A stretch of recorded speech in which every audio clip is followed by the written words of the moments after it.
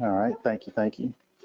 All right, small group. So this will be real informal. So I'll ask you questions and I'll do a whole lot of talking, but you're gonna do just as much talking as me. First, as far as backgrounds, how many like biomeds do I actually have in here? I just want to get a show of hands. What about just imaging? Already doing imaging? No man, anybody managers? No managers. All right, and then sales. All right, so just to get an idea of who's here. But my discussion today is going to be foundation for a successful career in diagnostic imaging. So pretty much looking at making that transition from biomed to imaging. As far as we know and look at, there's a big demand for imaging engineers right now. So a lot of biomeds or BMEDs are making that transition. So that's all about what we're going to talk about. Welcome. Again, my name is Jeff Bostick. I work for Tri Imaging Solutions out of Nashville, Tennessee. And what we do is sell parts, we do training, and also we have a field service segment of our company that service around the United States. And we do all imaging, all a variety of modalities. So today, this presentation, what we're going to cover, we're going to preview an overview, give an overview of the imaging, the roles of a biomedical imager or BMED. We're going to look at roles of an imaging engineer. We're going to look at how those two different professions, how the skills can be transferred over, especially going from biomed to engineering, imaging engineering. We'll look at a couple of modalities. We'll look at education and certifications needed to make that transition or the background you need. We'll look at the technical and soft skills that you probably already have that can transition over. Regulatory and compliance as far as what imaging is exposed to, looking at safety requirements, and industrial growth as far as what the industry is like now and where it's going. We'll also look at why there's a big need for imaging engineers. All right, starting with roles for my BMEDs. I mean, what kind of duties do you all do right now? Come on, volunteers, victims. As far as being a BMED, what are some of your duties now? Go ahead. Mm-hmm. Yeah. Mm-hmm.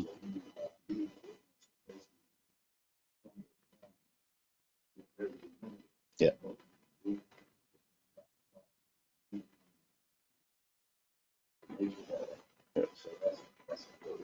Yeah.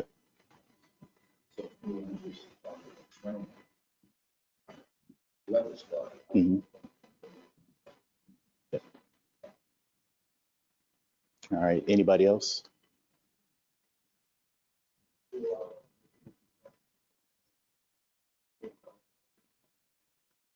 All right.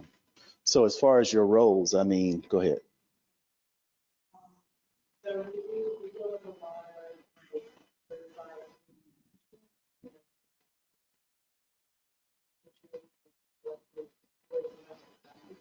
Mhm. Okay. Yeah. So what I'm getting at is, as far as your jobs and duties, you got a lot of medical management, service and repairs, calibrating tests. You all do a gambit of services or repairs over a large variety of systems, right? So different machines. I mean, you have, I say at where you at now in the biomed or BMed position, you're doing a lot of ventilators, you're doing some autoclaves, centrifuges. I mean, you've got a variety of systems, low to medium complexity systems that you're working on, right? So you kind of catch all, do all. So as far as the role of an imaging engineer, you've got the same type duties. You're doing calibrations, you're doing preventive maintenance on higher or complex, more complex systems. Replacement and repairs, so some of the same duties. Regulatory compliance, you're still under a lot of those FDA requirements, right? New technology and implementation, I'm not sure how many software upgrades you're exposed to doing, but same duties, just at a higher, more complex level. And then customer service, I know that's one key thing. We'll talk about that a little bit later. And then pretty much all little small systems that you're working on, you're still getting some kind of education exposure to working on those systems. So as far as going through the two duties, transferable skills, you've got the skill set already. You're used to being in a hospital environment. You're used to working on medical equipment. You're used to dealing with some of the FDA requirements, problem solving and analytical skills. As far as thinking through the process, as far as trying to figure out what's wrong with the system, taking that step by step, as far as using critical thinking, understanding what you're doing. But both roles overlap. So talking about both roles, we'll go into different modalities as far as different operating systems or imaging systems that you'll be exposed to once you make that transition from biomed to imaging. When I talk about modalities, I'm just talking about the different types of systems, whether it's an X-ray, CT, a mammo unit, or even the portables, which some of you probably have experience working on already.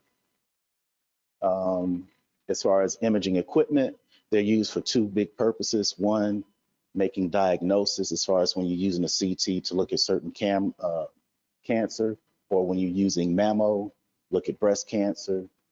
As far as X-ray and regular fluoral units, you're looking at combination of broken bones with X-ray, and then with the fluoral unit, you're looking at taking contrast, or on a cath lab unit, watching or performing a heart surgery. The other aspect of imaging is making a diagnosis, a break or a fracture in your bone. As far as X-ray equipment, we're looking at this range. I've got this little picture of the electromagnetic spectrum, where with X-ray, we're focusing on this area right here. Everything from here on back is dealing with ionizing radiation, which we're dealing with X-rays or energy that's used to disrupt atoms. So going back and giving you a little chemistry. But the way X-rays work, you're kind of taking those electrons in an atom, breaking them, and they're releasing energy. And that's what you're using to make X-rays. Different types of modalities. We've got a wide range. PET scan, MRI, the US is ultrasound, CT, just different modalities, different systems. And on the next couple of slides, I'll go through several of those just to give you a little understanding, a little depth as far as how they work.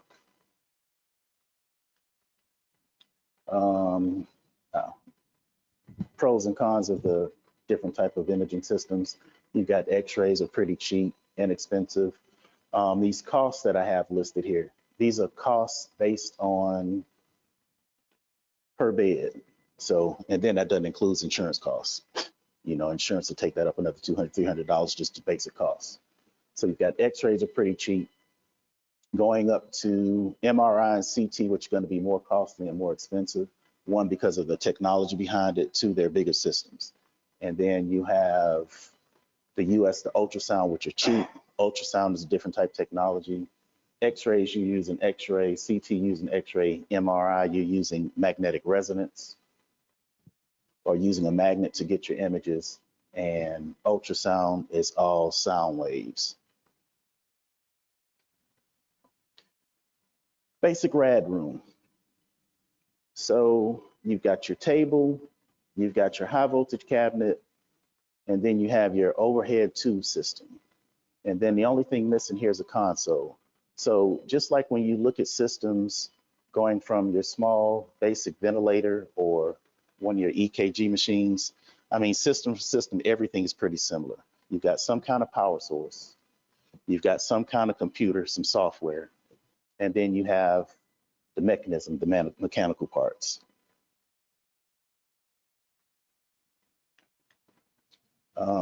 Mobile units. How many of you worked on a mobile unit? Nobody? Not yet? One. What's the most common failure on the mobile units?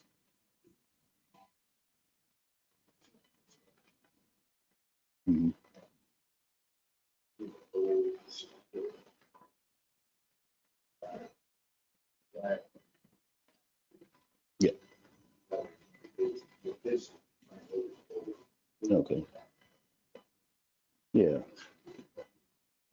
So with most of these mobile units, they're pushed around the hospital so much. They usually bumps in the wall. So a lot of times the power cord usually gets broken. That's an easy, simple fix. But with your mobile unit, still another form of X-ray using X-ray production. It's all mobile for people that can't move. So those are high common things that, as far as beginning and making the transition, you work on a lot of portables. CT. This is what a CT looks like with the covers off. As you see, the CT is spinning. As far as spinning, you've got 3,000 pounds of material spinning around your head whenever you do a CT, if you've ever had one. And then component-wise, it's spinning maybe between 200 and 400 RPMs. And you also have, that's about maybe 3-4 scans, 3-4 rotations per second. Anybody ever had CT? So all it is a bigger version, faster version, more detailed version of an X-ray machine. So with X-ray, you've got 2 dimensions, computed CT, computed tomography, you've got 3 dimension. So pretty much reconstruction within the software and giving you an image. MRI. Dogs can't operate MRI machines, but CAT scan. So here's your MRI. Anybody ever had an MRI machine? So claustrophobic, not claustrophobic? That's the first question they ask you once you get undressed and get stripped down to do the MRI test. I remember having one, and I think the opening on that gantry might be about maybe 40 centimeters. So when you get in, you're pretty much enclosed. So if you're claustrophobic, that's not the test for you. I remember going in and I'm thinking, man, I'm not claustrophobic, but being in a confined space, I'm trying to figure out how deep or what depth I'm going in, how much of my body is going to go in. So as I'm going in, you've got probably about that much clearance between you and the top half of the gantry. So I look back and I could see the end of the wall. So that kind of calmed me down. And then they also give you headphones. So you pick and choose what music you listen to, but then the click, click, click of the magnet going on and off, you know, it's kind of intimidating to be in an MRI machine. Another thing about MRI, have anybody been in the MRI room? So what do they tell you about that? No what? No metal, yeah, because it's pretty much magnetized. It's working by a magnet. And then one thing that happens once that metal gets on, depending on how much it is and how much is involved, you know, they'll have to quench the system. And when they quench the system, that means that magnet is kept cool by helium. So they pump maybe 3,000 liters of helium to keep that magnet cool so it can maintain the magnetism in it. But if any metal, something hard that gets stuck in there, they'd have to push the system, and that's like maybe $100,000 process for somebody to come in.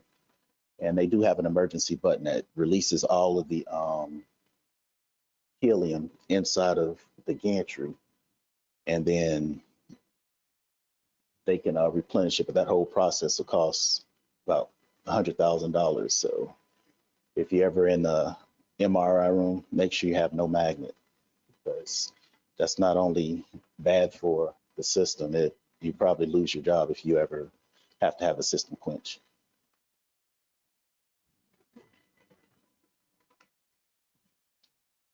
Blank slide. Let's see. What do you think is the cheapest imaging modality? X-ray. Anybody else? Ultrasound. Yeah.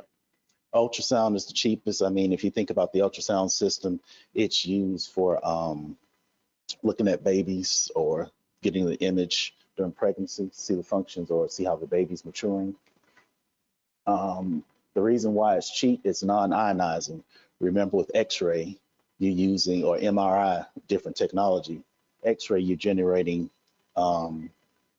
X-rays, so as well as CT. MRI, you're using a big magnet. But with ultrasound, it's like using a pitchfork. You know, you hit the pitchfork and get the vibrations. with ultrasound, pretty much using the sound vibration, bouncing off the material in your body to get the images. So it doesn't require one high voltage, pretty simple process, and it's non-ionizing. And then safety wise, you're not dealing with any kind of radioactive material. As far as repairs, you've got this small unit, a computer, and your device that's going to resonate your sound or resonate your vibrations. So most of the time with the ultrasound, you can just stick them and push them in the corner, hide them somewhere. Not much material, not much care, not much maintenance on it. And then there's low operational costs. Then you get quick images, quick results right there on the spot.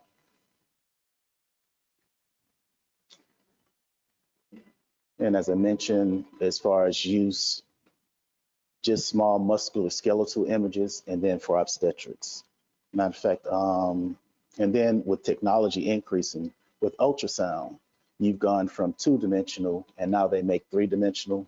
I want to say back in maybe 2009, 2010, when they first initiated the 3-dimensionals. My son, he was born about 2009. I remember going to all the bridal showers, and everything they would market would be the ultrasound getting a 3D image of the baby instead of the 2-dimensional. And it was funny, you know, if you look, I should have found some of the images and put up here, but if you look at those images, you could see a 3-dimensional picture of a baby, but they were all distorted. Like, you know, I don't know if you all remember the movie It. Probably not, y'all are probably too young. But it was just, you get a nice 3D picture, I mean, color and everything, see hands, arms, and feet, but then it will, like, the baby would have bulges and knots, and it's like, is that really the image? So good to look at, but still, 2-dimensional is 2-dimensional. As long as you see a healthy baby, everybody's fine. And then it was expensive. All right, here we go. What do you need? What kind of background do you need to make that transition? You already have it. Education-wise, I mean, some of you have bachelor's degrees, some of you have experience from the military, some of you been to IT classes, so general background, coursework, medical background, clinical training. A lot of times people that are already in radiology, they might want to do something different. Like my background is all laboratory diagnostics. Imaging is new for me, but I started out working in the hospital as a medical technologist. So I was that person that every time something broke, it was like, okay, I'd make the call half of the time if I was there on site, or if I came in on my shift, somebody else, just to system down. And you got physicians, you've got nursing staff saying, hey, where are my results? I need it now. Well, the system's broke. Then customer service wise, you get all of these, you know, words that you don't want to hear. But from there, you know, just watching different engineers come in, repairing systems, I'd look over, hey, what are you doing? Can I watch? On the other end, on the flip side, you might have somebody say, oh, leave me alone, I'm working, I'm trying to get this done. So just watching, and, you know, especially assay issues, that was a big problem that we had too. A lot of times you had bad reagents. So I could figure out half the time if this lot was bad, I, you know, just thinking in the whole thought process, go get another lot number, another edit with a different date on it. And then little minor repairs as far as something getting jammed or stuck. I mean, which sometimes you all do now as a first look. So that's how I got started. So I ended up interviewing with a couple of companies and ended up with the position. But then it's just a transition and thought process. Yeah, you're capable, but do you actually have the mentality to do the job?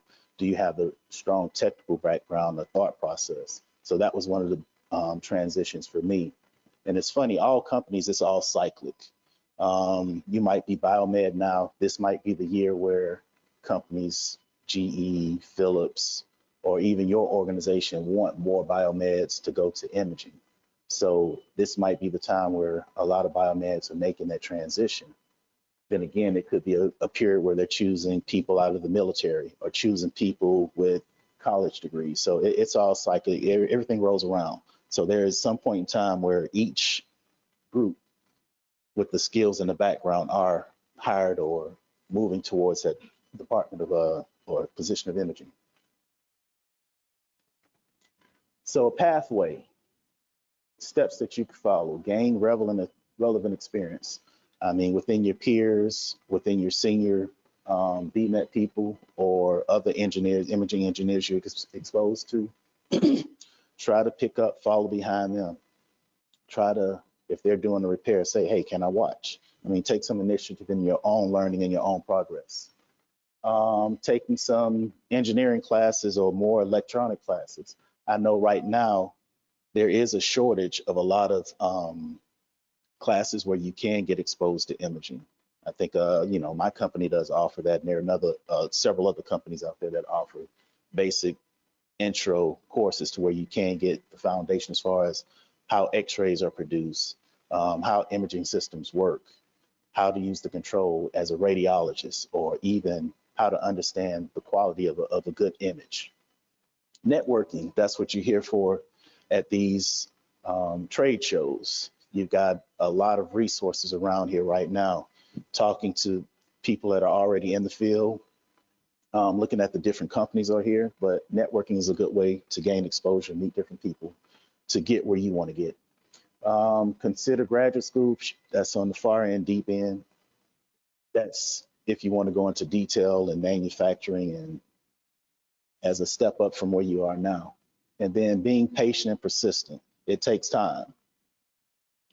You've got to start somewhere. It's challenging. Just be persistent in pursuing what you want to get to or going into imaging. Big thing. I had this big conversation right here. Reading is fundamental. There was a video, but I put the video up because I know growing up back in the 70s and 80s, there was a big push on reading. And the title was always Reading is Fundamental.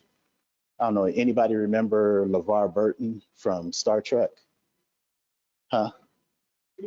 Yeah, Reading Rainbow. He did this whole, you smiling, you know.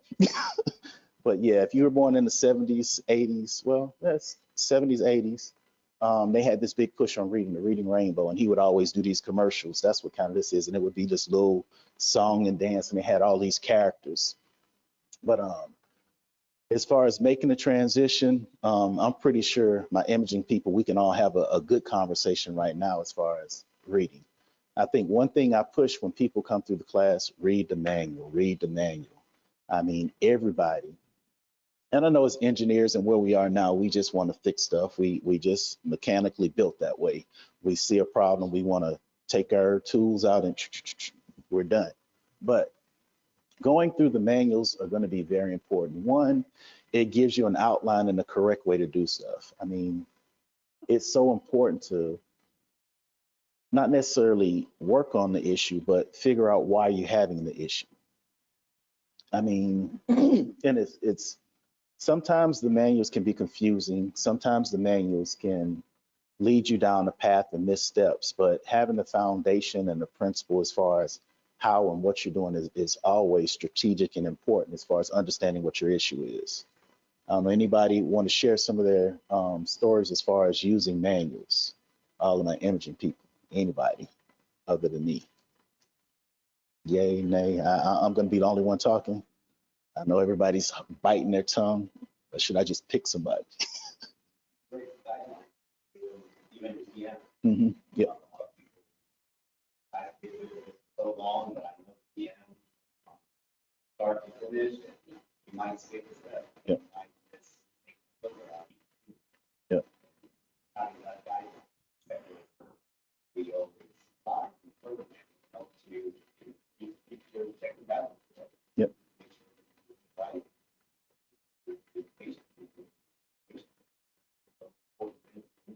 Mm-hmm.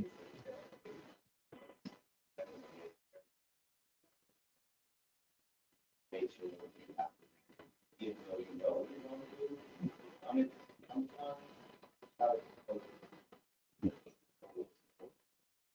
Yeah, good point. Mm-hmm. Yeah, yeah, yeah. Yeah, I know if you come through my program, our program, it's like you get in the back with some of the techs and they'll walk up to you and give you a task, and it's like you'll say, what am I supposed to do? Read the manual. And so it's funny though. I mean, even as adults, we sit down and I'll get into class and I was like, well, I'll tell you what we're going to do first, give you an overview, and I'll say, let's read the manual, and you'll have people sitting down and it's like, okay, what are we going to do next? Just waiting on somebody else. I'm like, no, read the manual. I was like, I can tell you what to do, but then when you get out there, you might miss a step. Excuse me.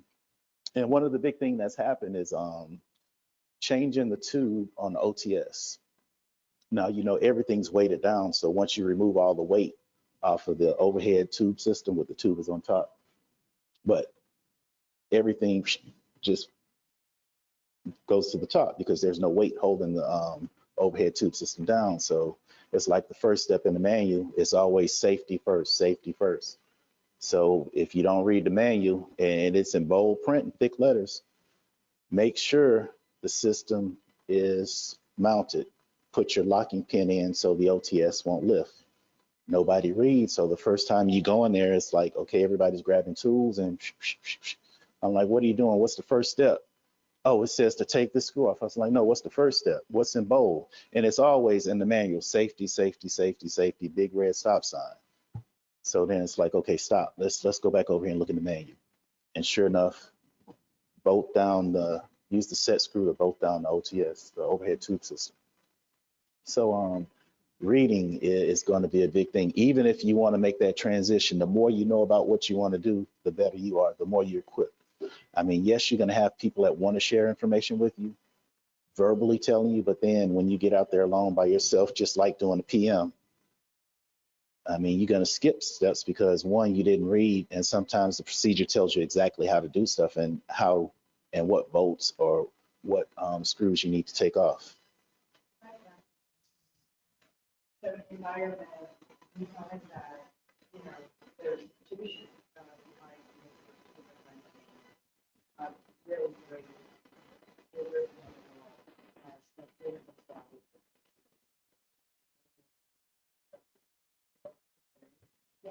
Mhm.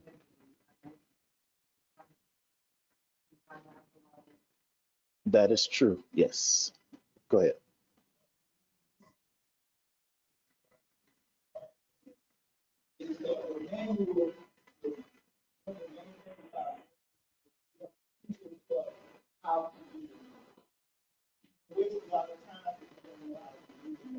Yeah.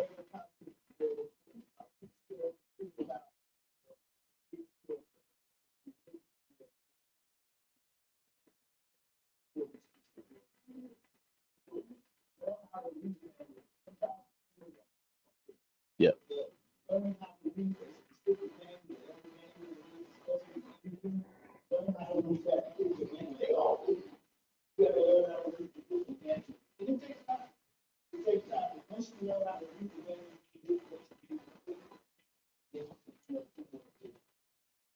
Yeah. And we have a lot of GE systems, so I go through a lot of GE manuals, and some of the manuals are not straightforward. I mean, it'll tell you to go through a process, like for example, on a fluoro unit, a rad fluoro, a GE P500, to set, I don't know, the component is the image detecting device, the whole panel across the top on the fluoro unit where you have your, I don't know if you've seen one, but where you have your image intensifier bottle. To set the locking or set the alignment for that IDD device, it gives you a nice picture. It gives you clear instructions. And the picture points to two screws on the side of the IDD. And if you don't know, you look at the side and there's two screws on the side, but actually it's pointing to the two screws on the inside of the cover. So slight things like that, if you're not experienced and don't know, you just be looking at these screws trying to figure out, well, what am I doing? I'm looking at the two screws and I don't see how to adjust the whole IDD assembly, and I'm looking at the screws. It's just little things like that in manuals to where, I mean, you might have to ask somebody, and then sometimes they're not clear and straight, but they're instructions, it's detail. It's just a matter of reading through and kind of thinking and realizing what you're doing. Another easy example is calibrating a detector.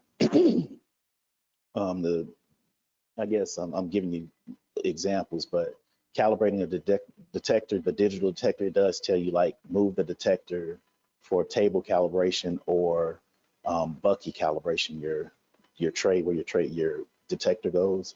It tells you specifically 120 centimeters from both parts if using the digital detector. But then the difference, if you're not reading clearing, it's that 120 centimeters if it's inside the bucky or if it's on the top of the table if you're using the digital detector. So the directions, the way it's put together, it's unclear if you haven't done it a couple times. So small things, but it's Benjamin, right? Yeah, as he was saying, the table of contents, even with the systems that you use now, the EKG, if you just tried getting familiar with going through the manuals now, first starting with how the table of contents, because that gives you everything and it breaks down. I know a lot of us just want to go ahead and flip pages until we find it. That's a lot of work. I mean, I don't know. I think he was saying he has a 10-year-old. He was first one in and we started talking, but he taught his 10-year-old to read the manual when he's putting together little toys. So it makes sense. I mean, that's the foundation. Yeah. Yeah. Yeah.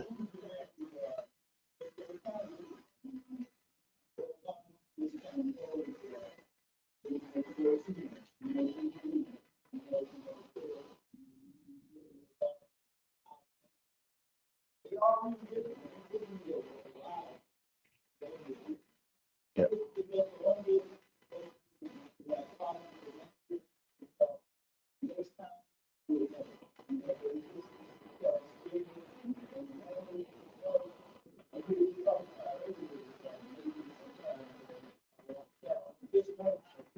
Yeah.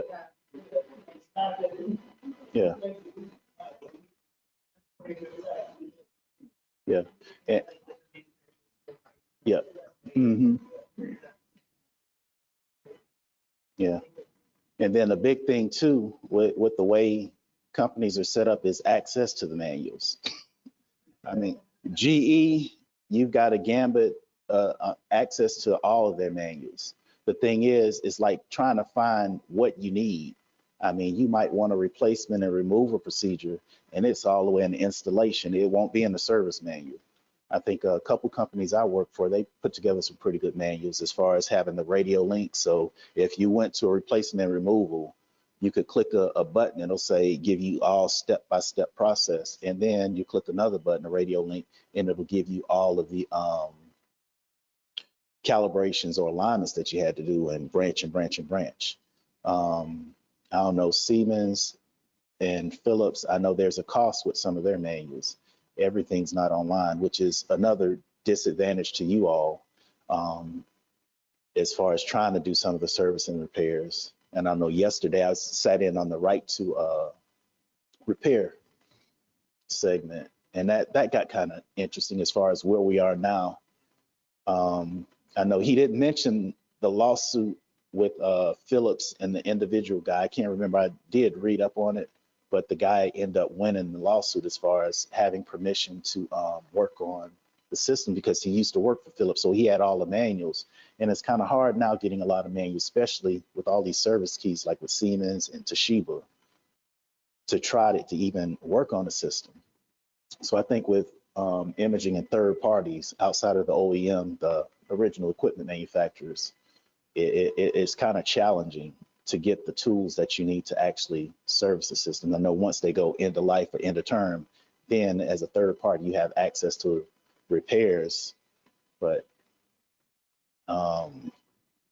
manual wise and information, that's always a challenge. But yeah, we can go on now. That I spent too much time on reading, but this is the biggest thing as far as servicing the equipment, reading, reading, reading. All right, skills, technical skills versus soft skills. Again, we're looking at information or things you need as far as in your makeup to become an engineer. imaging engineer. Technical skills. So we're looking at being proficient with the different modalities. Easiest to find your foundation to start small and work big. I mean, exposure to the mobile units, going to a regular RAD room, or even mammo. Those are basic systems, easy to start off working with just to learn from X-ray production and understanding how the system works. Troubleshooting repairs, which you already do. Major component failures are easy, changing the tube, simple and easy. Hardware wise, small, not too many failures.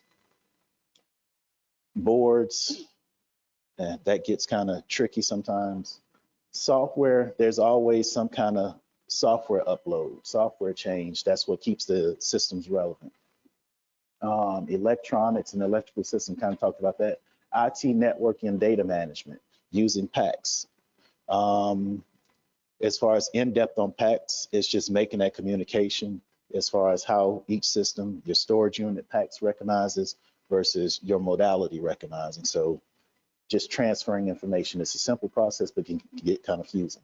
So as far as technically being able to process, being able to go from point A to point C without going to W, X, Y, Z. Processing thoughts as far as a true path, as far as where your problem is and what's your solution. Radiation safety, big thing. Well, I got a little segment on radiation safety as far as things you need to know. And then understanding the instrument itself. Soft skills, this is a big one. I mean, you encounter it every day as far as being in the hospital and something needs a repair and it's like, get here now, we need it fixed today, not tomorrow. But soft skills are those communication needed to progress in the field. I don't know, when I did field service, my biggest thing was I had a big territory. When I started, I was living, where was I at? Well, I can tell you when I lived in Tampa. I had about 2-hour radius outside of Tampa. So my furthest account was down south, close to Sebring. I went all the way up to Gainesville, if you're kind of familiar with Florida, over to Sarasota. And the furthest I came this way was a couple exits before Kissimmee, like Haines City, but that's like maybe 30 minutes away from where we are now. But that was my territory. And every time my calls were all the way down in Sebring, Florida or Gainesville. You know, I was in a 5-man group. So it's like, oh, you the new guy, we'll give you all the accounts far away. So I was either all the way somewhere else or they gave me, one account in Tampa, just a small account, but that was me. I was just stretched everywhere. But the big thing with the communication and the soft skills, which you all know, building that rapport with your customer. I mean, if you have that good understanding and a good working relationship, everything works fine. So during my first evaluation, my manager called me and he's like, Jeff, you're doing a good job. Your first call resolution, you're doing pretty good. Callbacks are down. But nobody knows you. I'm like, what do you mean nobody knows me? I was like, I go in, I say hi, I introduce myself to the supervisor. We talk for a few minutes and I get the repair done. And he's like, no. He's like, that's fine, but they need to know you. You need to build that relationship with them. And, you know, it's like, how can I do that? I'm all the way 2 hours away and then I got a call back. And I was like, half the time I can't get anybody to help me with the call. And so he's like, just take that time. Don't worry about it. So all that being said is that, you know, when you have those times where you can't get that repair done in an hour, which speaking of an hour, after 45 minutes, if you can't repair something when you're in image, you need to be calling somebody and don't let the customer see you. But building that relationship, because if you get that one call and you there for an hour, 2 hours, and it's not resolved and you have to order parts, they have to be able to understand and they trust you that when you come back the next day, especially with them being down, that's a lot of money being lost, especially when you're dealing with one of these CT units or even a RAD unit where they need that room and they've got all these patients scheduled for the day. And now they have to tell these patients they can't come if they're coming later today or if they're already there and they have to go home. And then when you're dealing a lot of times with some of these systems, you're dealing with an older person. So dealing with that older person, you know, they schedule. I look at my dad. My dad's like 76. So I look at him when he scheduled his doctor's appointment early in the morning between 8 o'clock and 10 o'clock. You know, they go make a whole day out of it. Breakfast first, they go to the doctor if you've watched your parents. And then after the doctor, they ready to go back home and take their early first nap. So yeah, just being able to communicate, that's going to be a big thing. It's easier to fix the customer. Well, it's a whole lot easier to fix the instrument, but you've got to fix the customer first before you can do anything else, because they could care less about, you know, the instrument. If you have to delay them, they could care less about who you are, as long as you've got that relationship and they can trust you. But, you know, you'll get the concept, or you've probably already been exposed to it. Time management is kind of important, kind of went through that. As far as dealing with that downtime, if they have to be down, they have to be confident and believe you're going to come back that next day and repair it. Flexibility, that's a big one. Depending on where you are, you can spend a lot of time and a lot of hours. And traveling, I think a lot of you might be in hospital facilities and y'all might have a branch of networks all close together. That's good, but if you're out independent doing field service, you might have a big territory. I mean, you might be living in Atlanta, and then you might have to go all the way to Oklahoma or somewhere else, because I mean, the imaging field, it's a big demand for imaging engineers. Then interpersonal skills, kind of what I've already talked about, working within a team if you have a team. Customer service aspect, you know, everybody's a customer, right? That's what I was taught. So even you're a customer, your coworker's your customer. I mean, do something to build that rapport, and being able to be successful, loyal, and value the people you work with or the people you service. Safety, safety, safety. Big aspect. How many of you remember Jim Carrey and Fire Marshal Bill? Anybody? Let me tell you something. But yeah, I'm a big Jim Carrey fan. I remember back when he got started. What movie? What was the Private Eye movie? Ace Ventura. Yeah, Ace Ventura, and I don't know. Huh? In Living Color. Yeah, that's what this was. A lot of actors got started on In Living Color. Jamie Foxx in Living Color.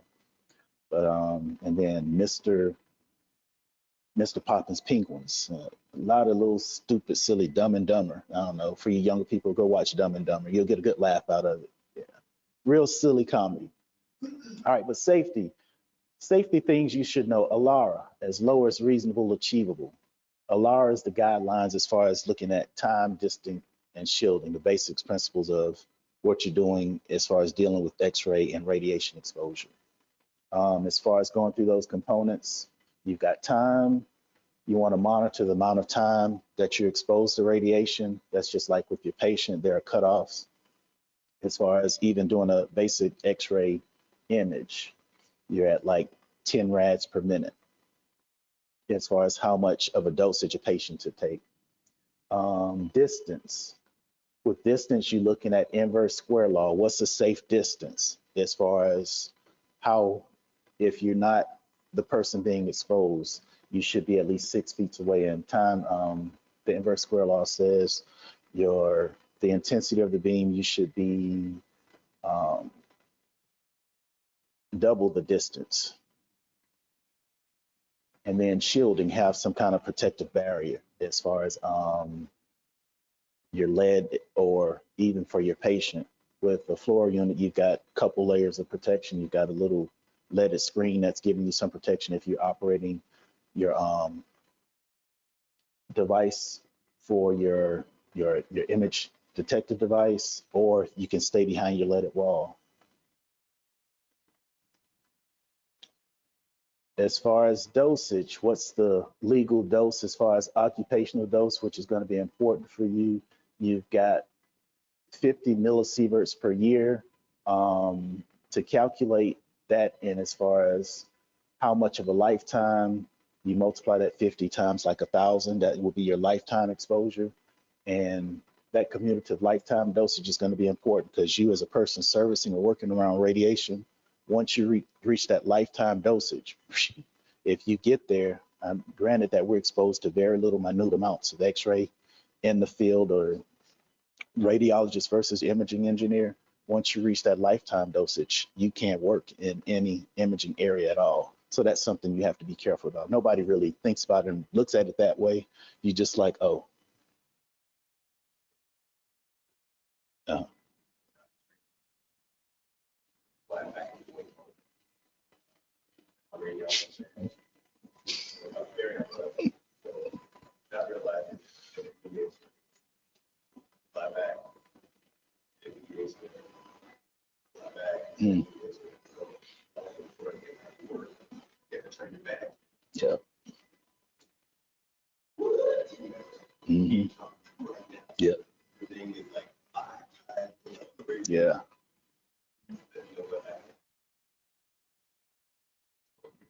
yep, Serious how fast that thing goes. yep, yeah, yeah, yeah. Even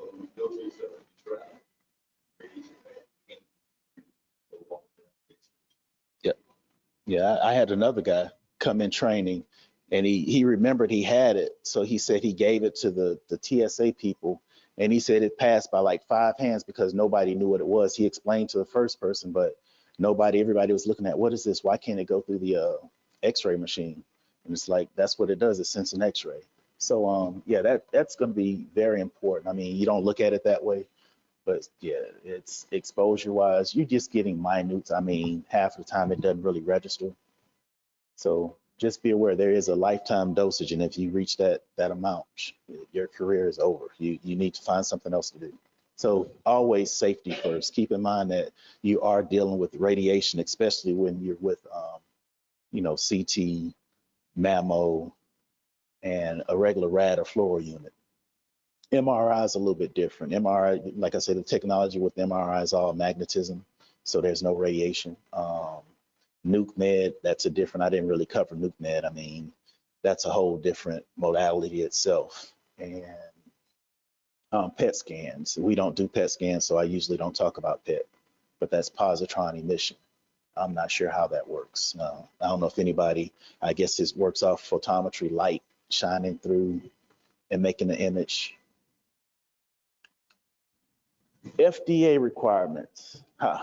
Let's see, Title 21 FDA. If you're going to go into imaging, you need to kind of pay attention to codes 21 CF. Let's see which ones. 1020 right here. Performance standards for ionizing radiation emitting equipment. That's what gives you all the guidelines and safety requirements as far as X-ray use and X-ray machines.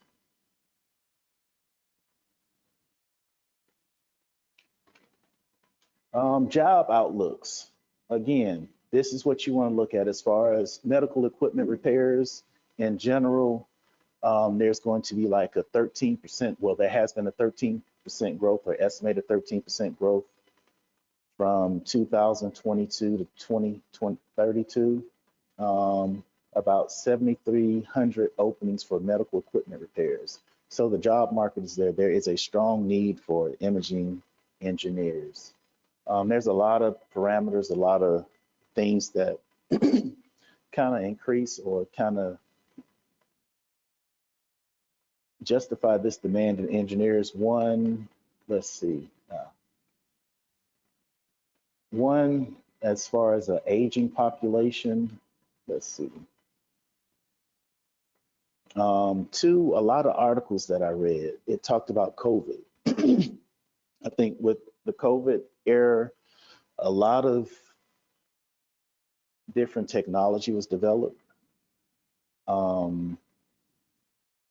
A lot of products as far as diagnostic imaging were needed as far as servicing a lot of the people that were sick with COVID or that whole pandemic. Another thing with industry growth, you got an older population of engineers ready to retire. So that's increasing the demand. I think it's like 5,000 engineers. As far as one of the statistics that I read, 5,000 engineers are leaving each year, leaving the field because of being aged out. Then with that aging transition, with all those engineers that are out in the field now, they're leaving. There's a lot of knowledge, and then there's going to be a big learning gap for newer engineers. So you're not going to have those resources to rely on.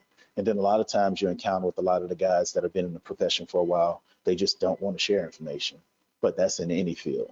I think I've encountered that in laboratory diagnostics. You got all these guys.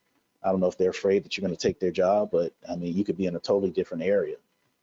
But it's still that learning gap, which the reading part is going to be a big benefit for you all. Learn as much as you can on your own. Let's see, different diseases, going back to the AIDS pandemic, um, a demand for services as far as skill wise. I think a lot of people imaging and but BMETs want to go into the field, but like I said, having that right demeanor, having the right character, having the right background to go and make that transition, that's going to be important as well. Industry growth. I probably got a couple more slides. And then I kind of skipped over global market as far as looking at statistics. The market growth at the compound annual growth rate, 5.4% increase as far as going from 2022 to 2030. These are all global data on the increasing imaging equipment that's being sold at this time. So the biggest market is in X-ray. If you're looking at this light blue area, most hospitals are pretty much, when they buy, they keep these systems for a longevity of time. Half of the time they're covered for a certain point with the service contract, which is costing them a lot of money. Then at the end of life, then they release the contracts, and then those are where the OEM, I mean the ISOs or independent service organizations are picking up. I've got some sales. What kind of data can you present as far as the growth of imaging? Anything, or where we're headed, or what we're looking like? Anything different?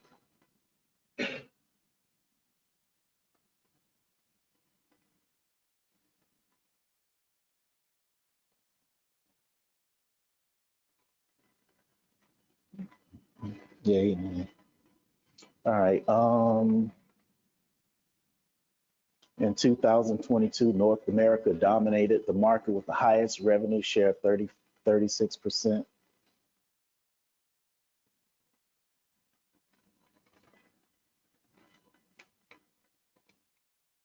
Engineering shortage, things that you're going to encounter as far as making transition, lack of educational programs. That's the big thing. I mean, there's not many programs out there as far as where you can go. I think a lot of companies right now, several companies have gone ahead and trying to start building their in-house own training programs as far as having senior engineers train the younger engineers. Still, that's still all based on the access of how much material you have from the OEM. Whether you've been through an OEM program and then brought all that information back with you, that's still one of the biggest challenges. Technological advancements, just overall shortage based on the fast influx of the growth that I just covered in imaging equipment. Newer images, new imaging equipment is coming out daily, I mean yearly. So making that transition, having enough engineers to keep up with the changing environment of imaging. Again, I talked about the aging workforce.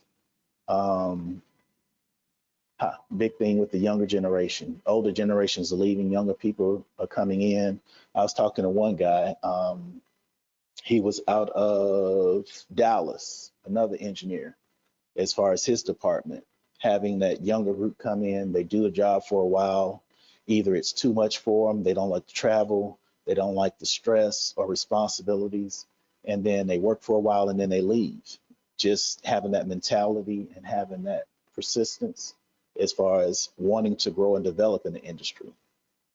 So it takes the right personnel, the right mindset to even go into the field.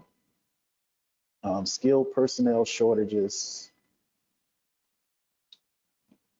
lack of skills and training.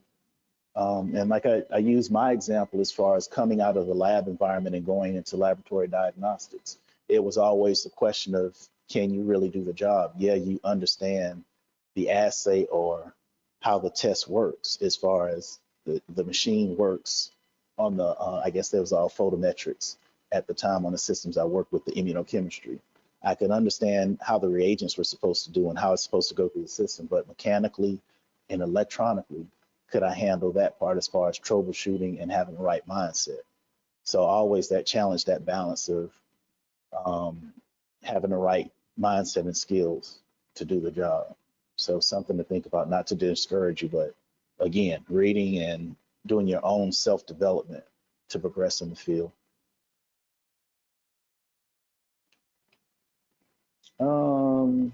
Again, still talking about as far as BMETs, I think the good things for you, one, it gives you the opportunity to grow and develop and move from the low to medium complex systems to more high complex systems.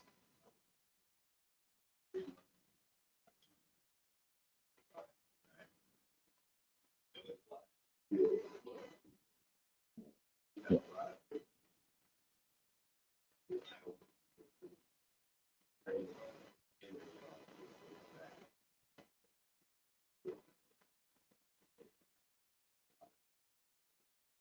Yep. Yeah. Hey, everybody's always a work in progress. You start somewhere and just keep building, building, building. But yeah, there's a lot of opportunities. I think some of you with some of your companies now, they're giving you options to go to classes. Like I say, they're trying to grow within, making sure they have the right staff and putting the people in the right places to where once they earn a lot of these imaging contracts or engineering contracts with certain companies to do repairs at different hospitals, they've got the right people to do the task. As far as growth for y'all, they're higher incomes. And then, like I said, you start here at the bottom level. Who knows? You might end up, starting your own imaging company. I mean, the field is so open and so broad. Having a good foundation to begin with is the good starting point.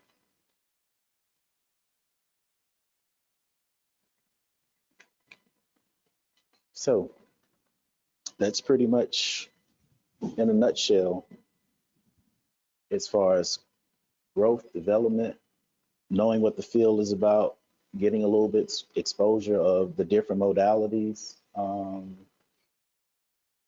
Like I said, you already have the skills. You got the foundation.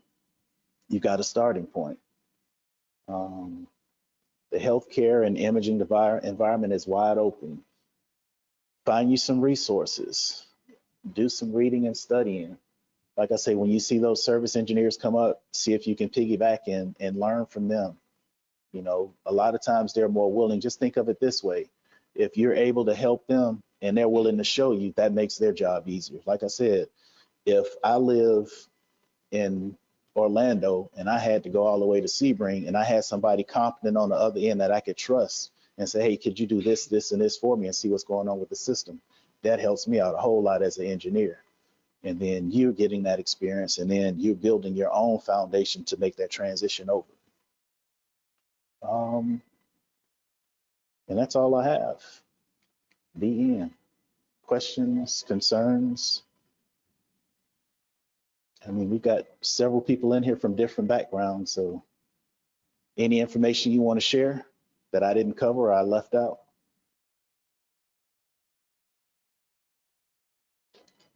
Thank you, thank you. Like Elvis, thank you very much.